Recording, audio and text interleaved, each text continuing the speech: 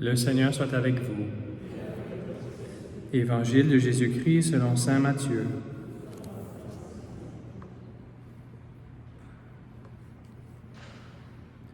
En ce temps-là, comme Jésus parlait encore aux foules, voici que sa mère et ses frères se tenaient au dehors, cherchant à lui parler. Quelqu'un lui dit, « Ta mère et tes frères sont là, dehors, qui cherchent à te parler. » Jésus lui répondit, « Qui est ma mère et qui sont mes frères? » Puis étendant la main vers ses disciples, il dit, « Voici ma mère et mes frères, car celui qui fait la volonté de mon Père, qui est aux cieux, celui-là est pour moi un frère, une sœur, une mère. » Acclamons la parole de Dieu.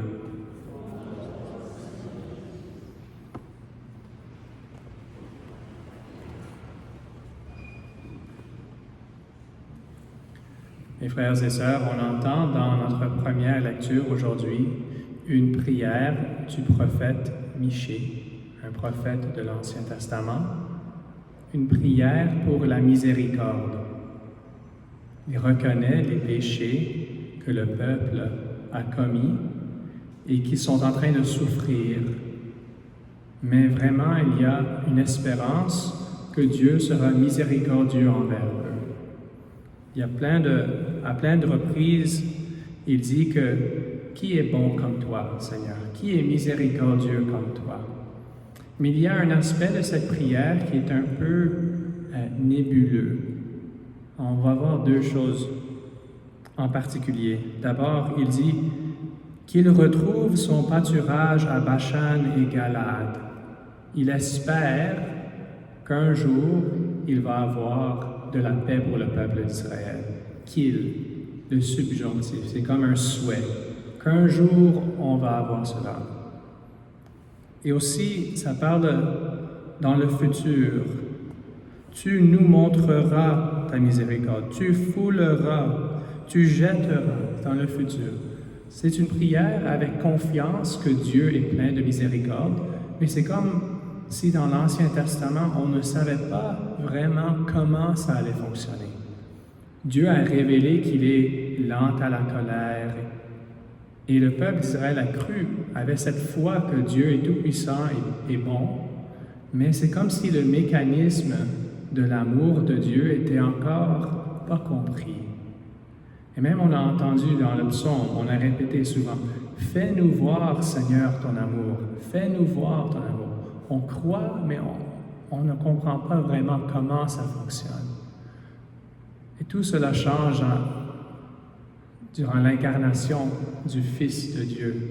Quand Jésus, notre Sauveur, est venu, on peut maintenant voir la miséricorde de Dieu. Qu'est-ce que la miséricorde de Dieu a l'air? A l'air comme ce crucifix là-bas. Ça, c'est la miséricorde de Dieu.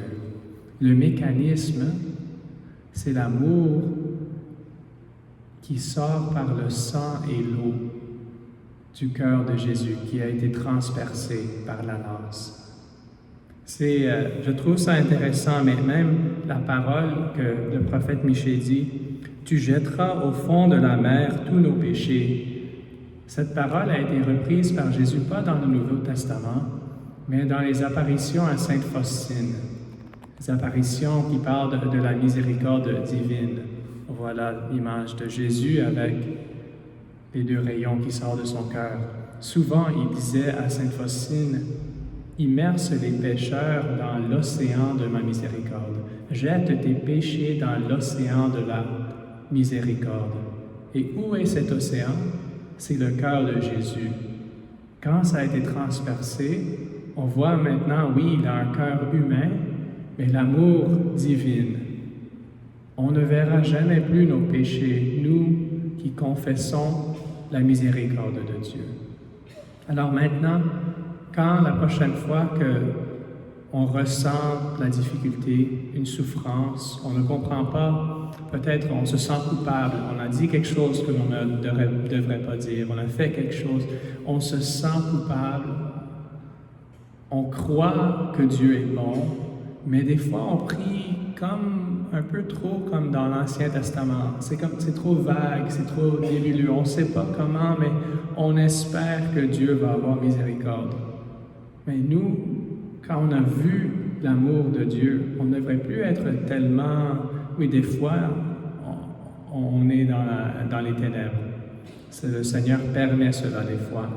Mais aussi, nous, on devrait réclamer que l'on connaît la miséricorde de Dieu. On l'a vu avec nos yeux. L'être humain, maintenant, n'a plus d'excuses parce que Jésus a tout versé pour lui. Alors maintenant, dans cette messe où on s'approche de la miséricorde, s'il y a quelque chose que dans votre cœur, même des fois les personnes qui ont déjà confessé leurs péchés se sentent « je ne suis pas complètement pardonné ». Ou il y a des choses, il y a longtemps, qu'on ne peut jamais vraiment s'en débarrasser. On se sent toujours avec ses péchés. Maintenant, on s'approche de la croix sur l'autel. Et l'amour de Jésus sera versé sur nous quand on reçoit la Sainte Communion. N'ayez plus ce doute de comment l'amour de Dieu a de l'air. Faites un acte de confiance dans cet océan de miséricorde et on ne va jamais revoir nos péchés, nous qui confessons la bonté de Dieu. Amen.